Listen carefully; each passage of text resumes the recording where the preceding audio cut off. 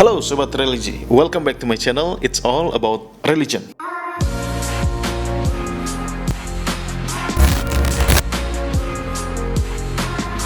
Gimana kabar kalian semua guys? Semoga sehat selalu, semoga dalam lindungan Tuhan Yang Maha Esa. Ada seseorang bertanya kepada saya, nenek saya baik tapi nggak pernah sholat, nggak pernah puasa, tetapi orangnya budinya baik banget. Jadi istilah kata dia cuma ngambil moralnya aja dari agama tanpa menjalankan ritualnya. Dan ini kadang membuat orang bingung, karena walaupun gak beribadah tapi baik banget sama orang, santun, ramah, lemah lembut, dan lain-lain. Dia menganggap bahwasannya neneknya ini penganut Islam kejawen. Pada video kali ini kita akan bahas apa sih sebetulnya Islam kejawen. Betul apa enggak sih Islam kejawen ini orang yang hanya beragama Islam tapi tidak menjalankan syariatnya.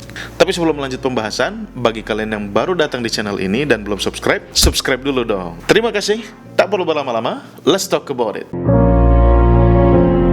Islam kejawen sebetulnya adalah perpaduan antara kultur Jawa dengan agama Islam. Islam yang kejawa-jawaan. Kejawen hakikatnya filsafat orang Jawa, dari semenjak orang Jawa itu ada. Kejawen sebagai filsafat memiliki ajaran-ajaran tertentu, terutama dalam membangun tata krama atau aturan berkehidupan yang mulia. Kejawen sendiri gimana sih filsafatnya?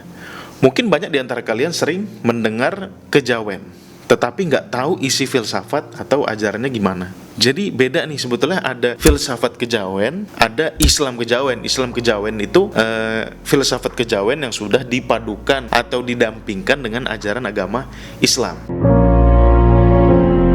Kejawen sendiri gimana sih filsafatnya? Mungkin banyak di antara kalian sering dengar kejawen, tapi nggak tahu isi filsafat atau ajarannya itu gimana. Sejak dulu orang Jawa mengakui Tuhan itu hanya satu, dan ini menjadi inti ajaran dari kejawen. Kejawen mengarahkan manusia dengan ajarannya yaitu Sangkan Paraning Dumadi.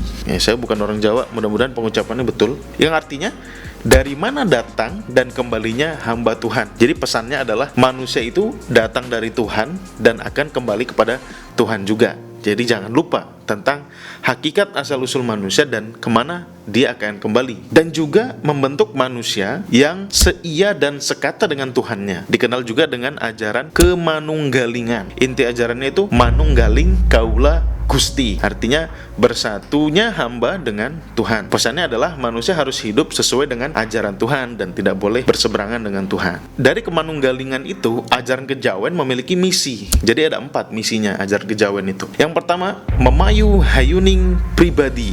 Jadi ajaran kejawen ini harus menjadi rahmatan bagi diri sendiri. Yang kedua, memayu hayuning keluarga. Jadi sebagai rahmat bagi keluarga. Yang ketiga, memayu hayuning sasama, yang artinya sebagai rahmat bagi sesama manusia. Dan yang terakhir adalah memayu hayuning bawana, sebagai rahmat bagi alam semesta. Jadi itu misinya ajaran kejawen ini. Kita hendaknya sebagai manusia harus menjadi rahmat, harus mendatangkan manfaat untuk diri sendiri, keluarga, sesama manusia, dan alam semesta.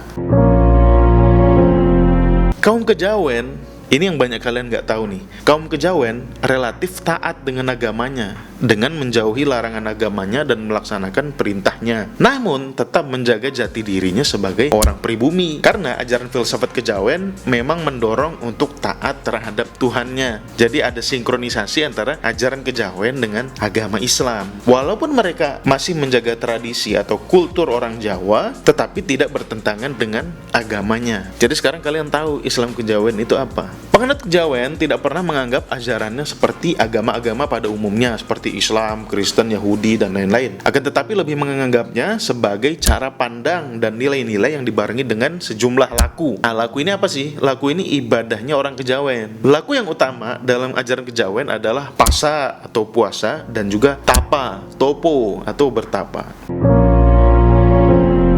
Hari-hari penting kejawen itu tidak lepas dari 3 hal. Yang pertama kelahiran, yang kedua pernikahan, dan yang ketiga mangkat. Mangkat ini dalam artian kematian. Yang ketiganya adalah kehidupan dalam tradisi Jawa. Seperti yang pertama ada suran atau tahun baru 1 Suro atau 1 Muharram kalau dalam penanggalan hijriahnya. Yang kedua, ada sepasaran, yaitu upacara kelahiran dan akikah bagi muslim. Yang ketiga ada mantenan, pernikahan dengan segala upacaranya. Yang keempat ada mangkat. Mangkat itu upacara kematian. Biasanya mengirim doa, kenduri, wirid, ngaji 7 harian, 40 harian, 100 hari, 1000 hari, bahkan sampai 3000 hari. Yang kelima ada megeng pasa, yaitu tanggal 28 dan 29 bulan ruah. Bulan ruah itu bulan arwah. Digunakan untuk mengirim doa kepada yang telah mangkat terlebih dahulu atau yang telah mati terlebih dahulu. Juga waktu munjung. Munjung itu mengirim makanan lengkap nasi dan lauk pauknya kepada orang yang dituakan dalam keluarga untuk mengikat silaturahmi. Kemudian yang ketujuh ada Riyadi Kupat.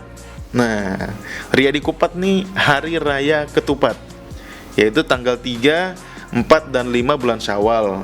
Karena filsafat kejawen juga beragama, hari besar agama juga merupakan hari penting kejawen. Nah, untuk kejawen muslim, hari-hari besar Islam termasuk ke dalam hari-hari penting juga, seperti Idul Fitri, Idul Adha, dan lain sebagainya. Para penganut kejawen sangat menyukai berpuasa dalam ajaran Islam karena dianggap sama dengan ajaran leluhurnya. Selain juga tafakur yang dianggap sama dengan bertapa. Aliran kejawen di Indonesia ini ratusan dan keyakinannya berbeda-beda. Namun biasanya ajaran yang banyak anggotanya lebih menekankan pada cara mencapai keseimbangan hidup dan tidak melarang anggotanya untuk mempraktikkan ajaran agama tertentu. Jadi bebas saja, walaupun dia mengikuti aliran kejawen, tetapi dia bebas melakukan agama yang dia pilih. Nah guys, sekarang kita tahu bahwa penganut Islam kejawen itu patuh dan taat kepada syariat Islam dan juga tetap menjalankan tradisi Jawa. Sedangkan kalau kalian melihat orang Islam tetapi tidak menjalankan syariat, itu namanya bukan Islam kejawen, itu namanya Islam abangan.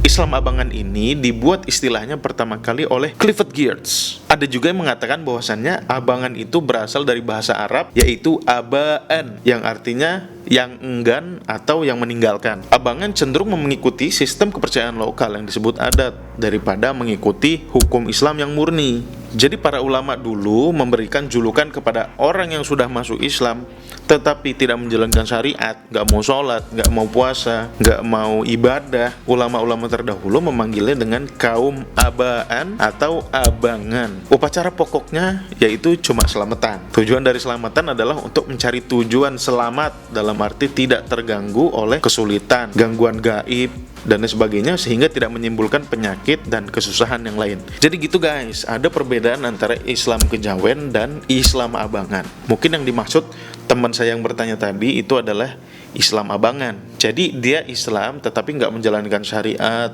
tidak puasa dan sebagainya, walaupun dia orangnya baik gitu. Jadi dia hanya mengambil common good atau nilai-nilai baik saja dalam Islam tanpa mengikuti ritualnya. Islam kejawen itu taat, patuh dan menjalankan syariat Islam juga, tetapi tidak meninggalkan tradisi-tradisi orang Jawa.